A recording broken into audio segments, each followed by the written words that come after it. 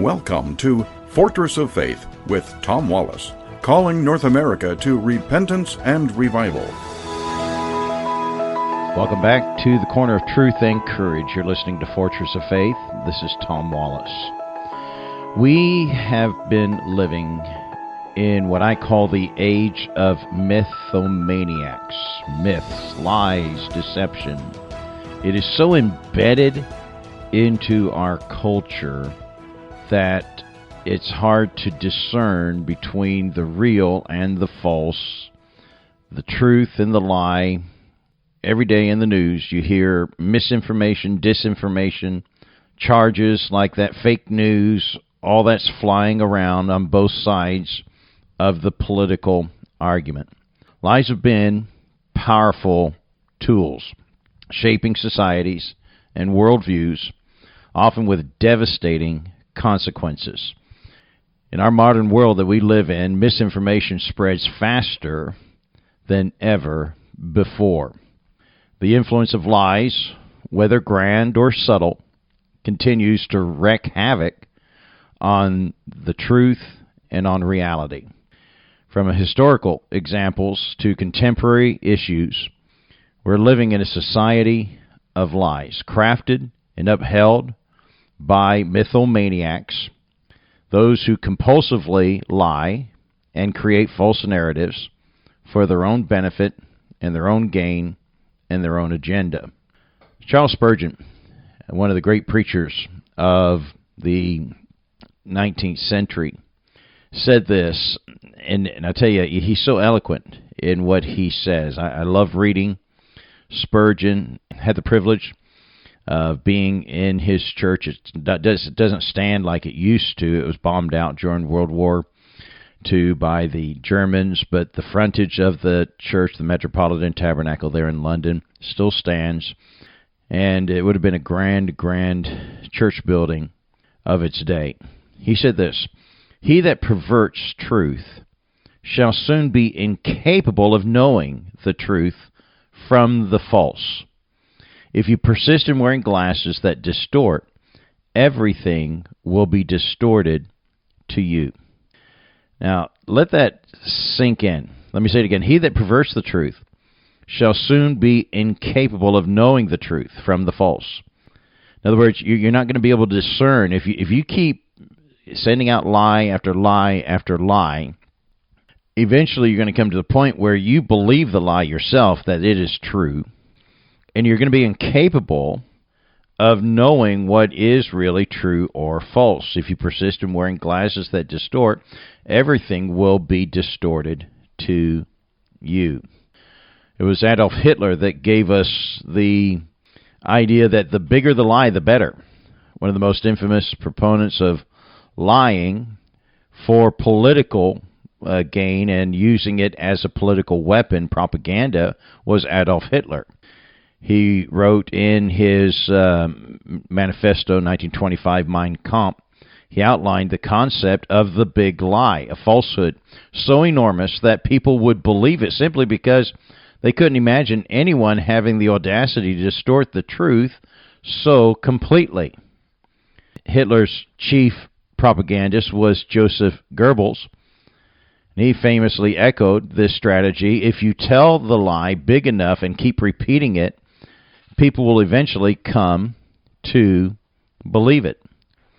According to Goebbels, the state could maintain this lie as long as it shielded its people from the political, economic, and military consequences of the deception. In this way, truth became the state's greatest enemy. Now, think of that.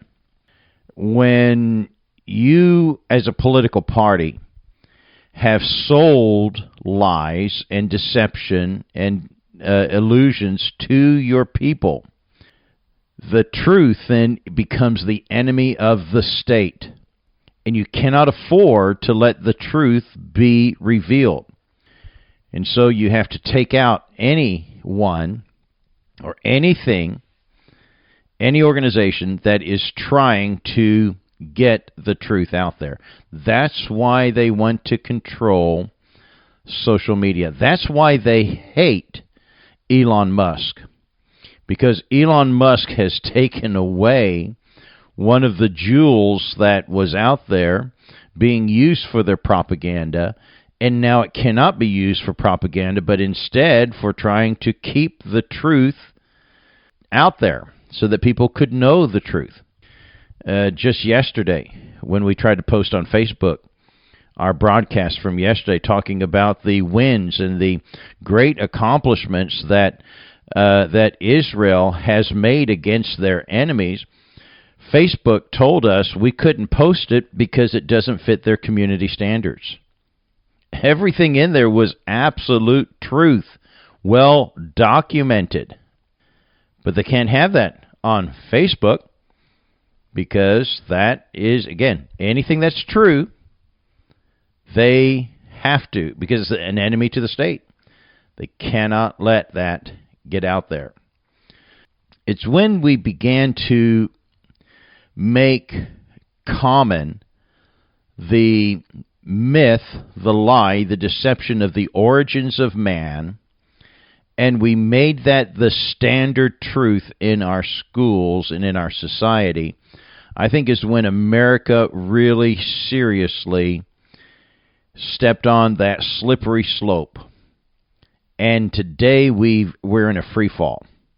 Since Charles Darwin's publication of Origin of Species in 1859, many aspects of his theory of evolution have remained unproven, despite over 100 years of scientific exploration.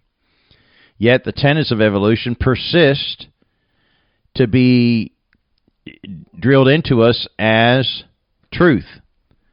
And they can never acknowledge that there's a divine creator, because it would be unthinkable to them to acknowledge that there's a creator, because it would exist the existence of a God and existence of a moral standard. And that would undermine the foundation of secular modernism. Thus, the narrative of human origin through natural selection, which is the lie, has become the truth. And the truth is the enemy, which is God, that God created. And so, by the way, too, if we are animals, if we, came from animals, then there's no morality. Man can live any way he wants to live.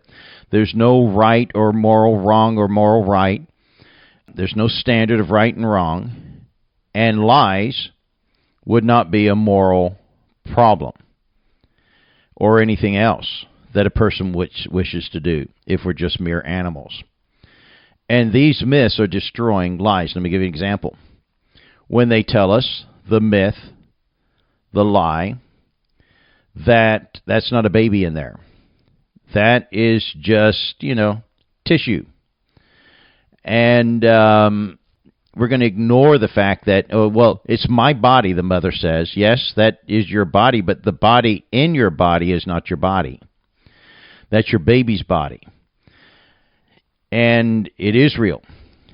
And this idea of saying reproductive rights, we're trying to take away reproductive rights. No, ladies, reproduce. In fact, we actually want you to do that. We don't want you to kill your baby.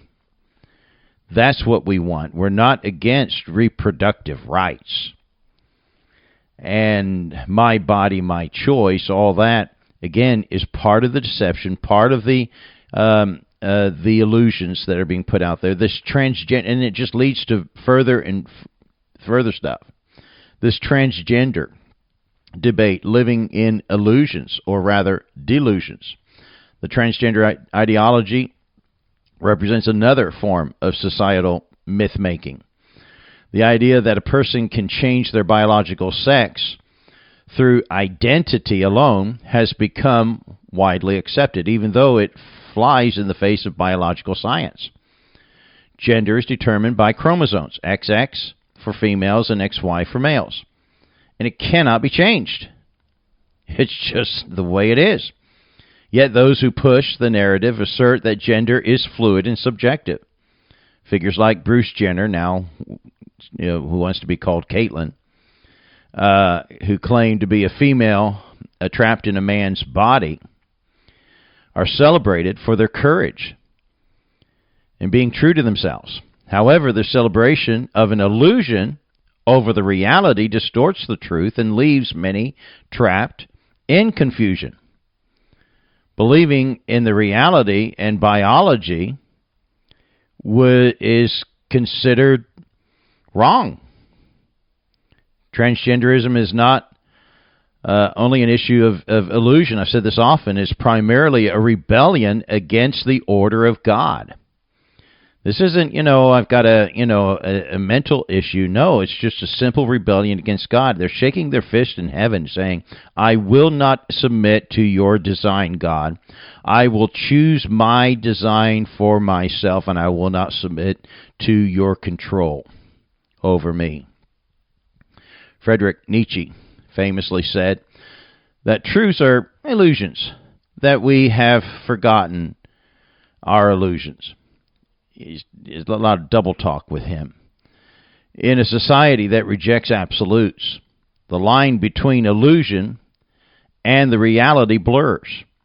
And what begins as a harmless illusion can devolve into a dangerous delusion. And that is where we keep going and going and going. And now we move into a new political time in our calendar, and you're left with who's telling you the truth.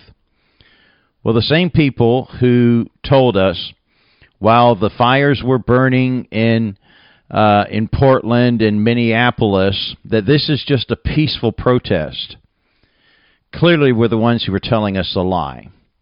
These are the same people who were telling us that the borders are closed and that there's not a problem here. These are also the same people who told us that Bidenomics are working and that Build Back Better and yet they're now trying to scramble to fix all these problems. And these are the same people that told us that that's not a baby in there, it's just tissue. There's no immorality in choosing your gender, and just go with what your heart tells you. And it's okay to cut and mutilate children and to take away their gender. And these are the same people that want to continue in government. And the sad part of that is that they're being believed. They're saying the other side is wicked and immoral, and they've created a monster. And that's what you do when you're in politics and you don't have a good policy. Your policies are not working, and you really can't argue on the basis and the strength of your policies. So what do? You attack your opponent and you make them into a monster. And you create the illusion of evil and destruction, and how this person is going to destroy everything you love. And boy, they've been doing that through this political season. The Mythomaniacs and the Society of Lies and the Nation of Liars has destroyed our nation. We need to return back to God, because God tells us that there is truth, there is a standard, there are absolutes, and the truth will set you free. That's it for today. Join us again tomorrow at the corner of truth and courage. God bless you.